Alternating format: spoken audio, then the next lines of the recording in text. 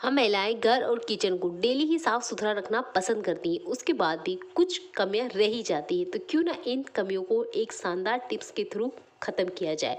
Video बहुत ही useful है, तो वीडियो को एंड तक वॉच कीजिएगा और बहुत सारे यूजफुल टिप्स भी हैं। जैसे कि मैं आपको अपना किचन काउंटर दिखा रही हूँ, तो यहाँ पर जैसे ही मैं हाथ घुमा रही हूँ, आप देख सकते हैं इसका ओरिजिनल साइन नहीं है, यानी कि इस पे एक ऐसी लेयर है जो क्लीनिंग के बाद भी बनी हुई है, यानी इसका शाइन कहीं पे चला गया है या डल हो गया है या हमारी क्लीनिंग में थोड़ी सी कहीं गलती है जिसकी वजह से शाइन नहीं है। ऐसे ही हमारे गेस्ट स्टैंड के साथ भी होता है और बर्तनों के साथ भी होता है। किचन की टाइल्स हो या घर की टाइल्स के साथ भी ऐसा होता ही है। तो हम ऐसा क्या करें कि हम क्लीनिंग तो करें पर हर चीज़ चमक जाए। तो मैं आज आपको एक ऐसा सॉल्यूशन बना के बताने वाली हूँ जिसके बाद में आपकी ये प्रॉब्लम हमेशा के लिए सॉल्व हो जाएगी। चलिए पहले दिखाती हूँ आपको एक मैजिक। मैंने लिया है एक गिलास पानी, इस तरीके से मैंने किचन सिंक में डाला है। आप देख सकते हैं पानी पूरा बह के ड्रेन में जा चुका है, एक बूंद पानी आपको किचन सिंक पर नहीं दिख रहा है। तो ये कैसे? चलिए, ये तरीका आज आपको ज़रूर जानना चाहिए, तो वीडियो को बिना स्किप करे हुए देखिए। आपका किचन टाइल्स काउंटर सब कुछ चमकने वाला है।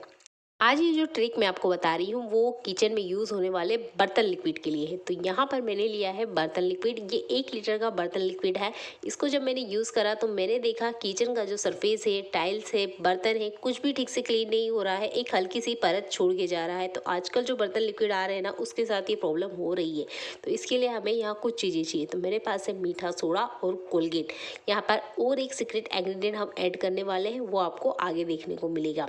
तो सबसे पहले जो भी बर्तन लिक्विड आप यूज़ करते हैं, भले ही वो कितनी भी अच्छी क्वालिटी का है, उसका आपने लीड निकाल देना है, यानी उसका ढक्कन निकालने के बाद आपने यहाँ पर जितना मैं आपको मेजरमेंट बता रही हूँ उसी हिसाब से डालना है। कम ज़्यादा नहीं कर लेना है, नहीं तो ये सॉल्यूशन ठीक से काम नहीं करेगा। तो मैं यहाँ सीजर की हेल्प से पहले तो इसे कट कर रही हूँ और यहाँ पर मैं ले रही हूँ 1 चम्मच इतना मीठा सोडा। अगर आपके पास बेकिंग सोडा है तो आप वो भी ले सकते हैं, दोनों में से कोई सा भी सोडा क्लीनिंग के लिए बेस्ट होता है। तो मैंने लिया है मीठा सोडा, तो 1 चम्मच इतना मैंने मीठा सोडा ले लिया है। अब यहाँ पर एक प्रॉब्लम है, उसका सॉल्यूशन भी मैं आपको हाथों हाथ ही बता देती हूँ। जब इस तरह की बोतल्स में हम कुछ भी डालने की कोशिश करते हैं, अगर हमारे पास इसका कुपी नहीं है तब क्या करें? तो मैं आपको एक तरीका बता रही हूँ। अगर आप इस तरीके से ट्रांसफ़र करने की कोशिश कर रहे हैं और ये पूरे सरफेस पे काउंटर पे फैल जाता है, तो इसके लिए आप कोई सा भी इस तरीके का प्लास्टिक पैकेट में जो भी खाना आता है, जैसे कि मेरे पास तो सेवइयाँ हैं, इसके कॉर्नर हिस्से को आप काट लीजिए। इसके साइड में जितने एक्स्ट्रा प्लास्टिक है उसे कट कर लेना है। एक यहाँ पर छोटा सा कट लगाते हुए आप देख सकते हैं एक कुपी टाइप बनके रेडी हो गया है। ये काम चलाओ कुपी रेडी करी है हमने। तो इस तरह की बोतल में अगर ट्रांसफ़र करते वक्त आपको प्रॉब्लम होती है या काउंटर मेसी होने का दिक्कत होता है, तब आपने इस तरीके से एक काम चलाओ कुपी बना सकते हैं। तो यहाँ पर जो मैंने मीठा सोडा लिया था उसको मैंने यहाँ पर इस तरीके से ट्रांसफ़र किया और किचन काउंटर बिल्कुल भी गंदा नहीं हुआ है। यहाँ पर उसी क्वांटिटी में जितना हमने मीठा सोडा लिया है उतना ही हमने कोलगेट लेना है। यहाँ पर मैं आपको चम्मच में इसलिए दिखा रही हूँ ताकि आप देख पाएँ कि हमने सिर्फ 1 चम्मच ही लेना है, बहुत ज़्यादा नहीं लेना है, क्योंकि कोलगेट जो होता है वो बहुत ज़्यादा स्ट्रॉन्ग केमिकल होता है हर तरह की क्लीनिंग के लिए। तो आप 1 चम्मच ही कोलगेट यहाँ पर ऐड कीजिएगा। 1 लीटर लिक्विड में हमने 1 चम्मच इतना मीठा सोडा ऐड किया है और 1 ही चम्मच हमने कोलगेट ऐड किया है। क्वांटिटी को घटाना बढ़ाना बिल्कुल नहीं है। एक सीक्रेट इंग्रेडिएंट जो हम यहाँ पर ऐड करने वाले हैं वो है विनेगर। वाइट विनेगर हमने यहाँ ऐड करना है। तो 1 कप इतना मेजरमेंट के हिसाब से हमने यहाँ पर विनेगर को ऐड कर लेना है। ये सॉल्यूशन आपकी किचन को चमाचम कर देगा। एक्स्ट्रा कोई चीज़ आपको खरीदने की बिल्कुल ज़रूरत नहीं है। किचन काउंटर हुआ, किचन के टाइल्स हुआ, किचन के बर्तन हुए, ये किचन डस्टर ही क्यों ना हुआ, सबके लिए ये सॉल्यूशन सबसे बेस्ट है। सब कुछ आपकी किचन का चमकने वाला है। आपको एक्स्ट्रा 1 रुपया खर्च नहीं करना पड़ा है। बस किचन में ही रखे हुए सामान से हमने इस बर्तन लिक्विड को स्ट्रांगली बना के रेडी कर लिया है। बस ध्यान एक बात रखना है, इसे आपने शेक बिल्कुल नहीं करना है। मैं आपको करके दिखा रही हूँ। अगर आपने गलती से इस तरीके से कोशिश करी तो ये ना बाहर आ जाएगा, क्योंकि इसमें केमिकल रिएक्शन होते हैं। अगर आप इससे बचना चाहते हैं तो इस केमिकल को आप एक बकेट में ले लीजिएगा, उसके बाद में कर लीजिएगा। यहाँ पे मैं सिर्फ आपको करके दिखा रही हूँ कि ऐसा आपने नहीं करना है। इसे रात भर के लिए आप फील करके छोड़ दीजिएगा, ये अपना काम खुद कर लेगा।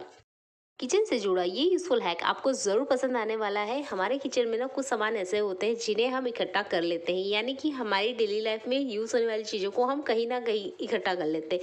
मेरे साथ भी ऐसा ही होता है। मैं इस ट्रे का यूज़ करती हूँ सामान को रखने के लिए, पर कभी कभार ऐसा होता है कि बहुत सारा सामान इस ट्रे में आ जाता है, यानी कि इसमें अगर थोड़ी सा मुझे जगह मिलता है तो मैं सोचती हूँ जल्दीबाजी में अभी रख देती हूँ, बाद में ही करूँगी। पर थोड़ा थोड़ा करते हुए ना बहुत सारा सामान इसमें इकट्ठा हो जाता है, जैसे कि कोलगेट भी आ गया है, मेहंदी भी आ गई है, नेल पेंट भी आ गया है। मतलब आधा सामान तो इसमें वो सब आ गया है जो कि मुझे ज़रूरत ही नहीं है किचन में। कुछ इस तरीके से छोटी छोटी लिड्स भी आ गई है, खाली बोटल्स भी आ गई है। तो एक दिन में टाइम निकालते हुए इन सबको क्लीन करती हूँ। तो यहाँ पर उन चीज़ों को मैं ऐड करना पसंद करती हूँ या रखना पसंद करती हूँ जो सुबह मॉर्निंग में मुझे लगता है। पर अभी फ़िलहाल में ये काफ़ी ज़्यादा मैसी हो गया है, तो आज चलो क्लीनिंग का ही काम कर लेते हैं। तो आप भी अगर इस तरह का ट्रे यूज़ करते हैं तो कैसे इसे अरेंज करें, कैसे इसे क्लीनिंग से कम बचे, यानी एक बार हम अरेंज करके रख दें और हफ्ते भर के लिए हमें इसे टच ना करना पड़े। इसमें आप देख सकते हैं और भी बहुत सारी चीज़ें हैं।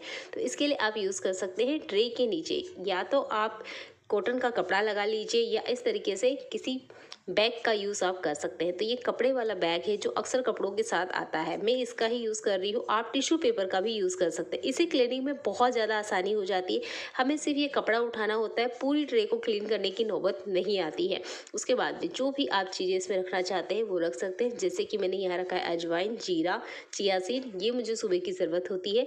तो इन चीज़ों को मैंने रखा है ताकि मुझे सुबह अलग से कहीं दूसरे डिब्बों को ना ढूंढना पड़े और सीधे से मुझे सामने ही मिल जाए। किचन को अच्छे से ऑर्गेनाइज करने के लिए आप इस तरह की ट्रे और बॉक्सेस का ज़रूर यूज़ करें। इससे आपका किचन हमेशा नीट एंड क्लीन रहेगा। चलिए बढ़ते हैं अगले यूजफुल हैक के लिए। कुछ सब्जियां हमें रोज़ कटिंग करनी होती है, यानी कि इस तरह के मसाले, हरी मिर्ची हुई, अदरक हुआ, लहसुन हुआ, प्याज हुआ, ये एक ऐसी सब्जियां हैं जो हमें डेली ही कटिंग करनी होती है। अक्सर कभी कभार क्या होता है, हम कहीं बाहर चले जाते हैं और हमारे पास कुछ ना हो, मिक्सर ना हो, मुसल ना हो, ग्रेटर ना हो, तब इसकी बारीक चॉपिंग कैसे करें। अगर हम इसे चाकू की मदद से ही हमने इसकी बारीक चॉपिंग करना है तो आसान नहीं होती है। अगर मुसल हो ना तब भी हम इसको जैसे तैसे कर लेंगे, पर अगर कुछ भी ना हो, सिर्फ एक चाकू हो, तो इसको बारीक से बारीक हम कैसे कटिंग करें। यहाँ पर मैं एक सिंपल सा ही ट्रिक बताऊंगी, वो आपको इसी चाकू की मदद से आप बारीक से बारीक चॉपिंग कर सकते हैं। तो पहले तो मैं आपको यहाँ रफली बड़ा बड़ा कटिंग करके दिखा रही हूँ।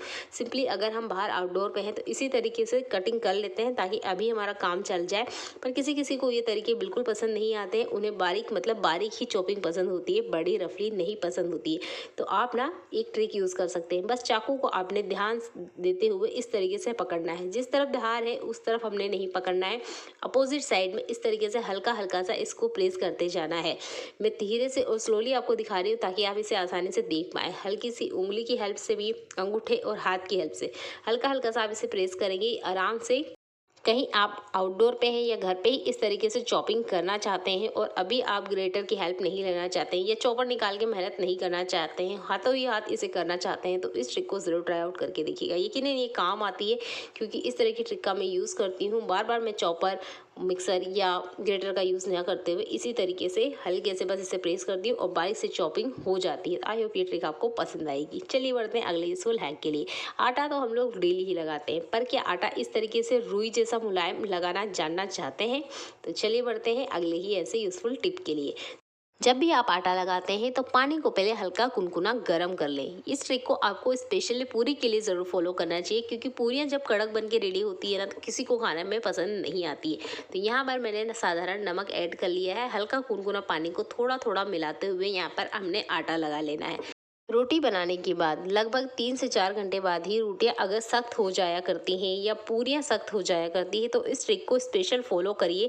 आपकी ना रोटी कड़क होगी ना ही पूरी कड़क होगी, क्योंकि जब कड़क पूरी रोटी हो जाती है तो कोई भी खाना पसंद नहीं करता है। तो आप इस स्पेशल ट्रिक को ज़रूर यूज़ कीजिए। हल्का सा पानी कुनकुना करना है और आटा आपने लगा लेना है। इसके बाद में आपको आटा रेस्ट करने तक की भी ज़रूरत नहीं पड़ेगी और आटा मुलायम सा गूंथ के रेडी हो जाएगा। चलिए बढ़ते हैं अगले यूजफुल हैक के लिए। हमारे घर में सब्जियों की कटिंग रोज होती है, जैसे कि यहाँ मैं अदरक काट रही हूँ, लहसुन है, प्याज है, कद्दू है, यानी कि जो भी सब्जी हम खाने में यूज़ करते हैं वो हम डेली ही कटिंग करते हैं। पर कुछ स्पेशल मसाले जो होते हैं वो तो हम डेली ही कटिंग करते हैं, जैसे प्याज हुआ और लहसुन। इसका छिलका ना अक्सर हम डेली ही डस्टबिन में फेंक देते हैं, तो आज से आप इसे नहीं फेंकिएगा। इसका मैं एक कमाल का यूज़ आपको बताने वाली हूँ। ये एक तरह से कचरा ही है, पर इसका यूज़ करने के बाद में आपके घर में किसी तरह का मक्खी मच्छर नहीं दिखाई देने वाला है। तो जब भी आप इसे डस्टबिन में फेंकने जा रहे हैं तो एक बार ये ट्रिक यूज़ करिएगा। और जब भी आप सब्जी कटिंग करते हैं इस तरीके से किसी टॉवेल का ज़रूर यूज़ करें, इससे आपका काउंटर क्लीन रहेगा। यहाँ पर मेरे पास है नारियल की जटा यानी नारियल के बाल है, और यहाँ पर थोड़ा सा है मेरे पास कॉइल। ये कॉइल ख़राब हो गया था, मच्छर मारने का ही कॉइल है, यानी कि बहुत छोटे छोटे टुकड़े में हो गया था और इसका कोई यूज़ नहीं आ रहा था। बर्तन हमने ऐसा लेना है जो फिलहाल में किसी काम में नहीं आ रहा हो। जैसे कि मेरे पास एक कढ़ाई है, पुरानी हो चुकी है और इसी का मैं आपको यूज़ करके बताने वाली हूँ। तो यहाँ मैंने नारियल की जटाओं को ले लिया है। जो कॉइल के टुकड़े छोटे मोटे बचे हुए थे जिनका यूज़ में नहीं आ रहा था उनको भी मैं ले ली हूँ। अगर आप चाहते हैं तो यहाँ इसे स्किप कर सकते हैं, टोटली स्किप कर सकते हैं, मेरे पास है इसलिए मैंने ऐड कर लिया है। इसके बाद में जो प्याज लहसुन का सूखा छिलका है, गीला छिलका बिल्कुल नहीं लेना है। जैसे कि नारियल की जटा सूखी हुई है बिल्कुल वैसे ही हमारे प्याज और लहसुन का छिलका भी सूखा ही होना चाहिए। हाँ, इसे अच्छे से जलने के लिए हम कपूर का यूज़ करने वाले हैं। तो कपूर को थोड़ा सा इस तरीके से लीजिए और क्रश कर दीजिएगा, ताकि ये जो कचरा हमने इकट्ठा करा है, नारियल की जटा है, लहसुन प्याज का छिलका है, ये बहुत आसानी से जल जाए।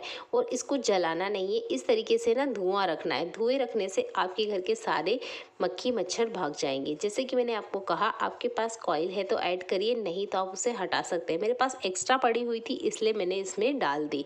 वैसे कि यहाँ पर मैंने कॉइल को भी हटा दिया था। देखने के लिए आपका बहुत सारा धन्यवाद।